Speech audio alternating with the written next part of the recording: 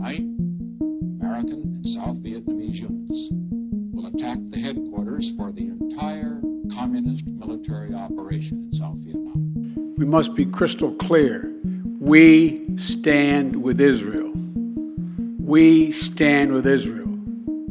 In 1970 and in 2024, students in the United States were upset. Colleges around the country started protesting. But on May 4th, 1970, at Kent State University in Ohio, protests led to tragedy. This area immediately. Leave this area immediately. The National Guard opened fire on a group of anti-war protesters, leading to 4 students dead. I saw people dropping to the ground, and then I fell to the ground also, because I couldn't walk anymore. Roseann Chic Canfora is now a professor at Kent State.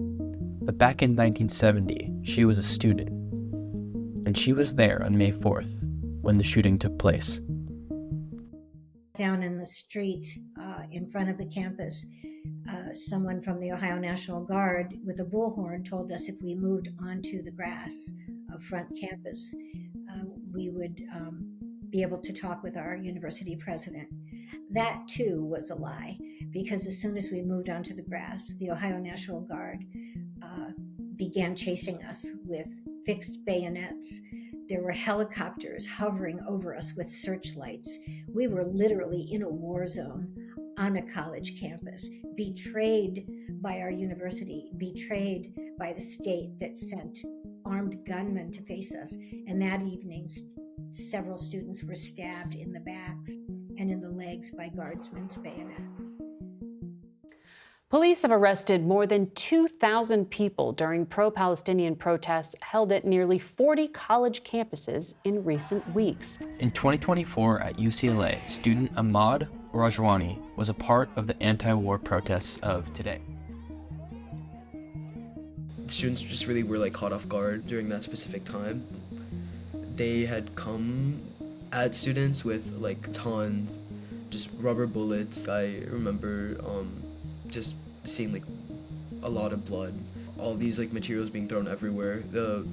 It was just really hypocritical coming, I think, from the administration, who really supported the policing of around the encampment, and the students who were literally chanting peaceful protests just back at the police. The only thing the students were doing at that point was they had a wood barricade, and once the police broke those down, they just locked arms.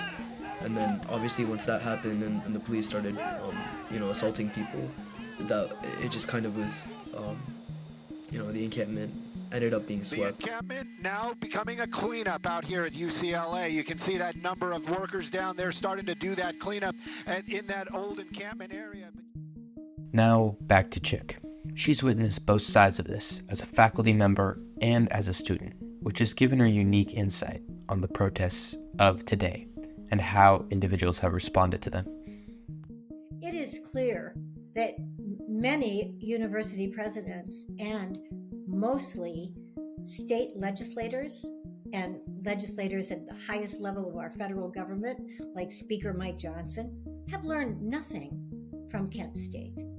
If this is not contained quickly, and if these threats and intimidation are not stopped, there is an appropriate time for the National Guard. We have to bring order to these campuses. We cannot allow this to happen around the country. The calls for huge and heavy police presence, the calls for the National Guard to be called out to face student protesters are using the same kind of inflammatory rhetoric that preceded the deaths of students at Kent State. So they clearly have learned nothing from the tragedy 54 years ago and are setting students up today for a similar result.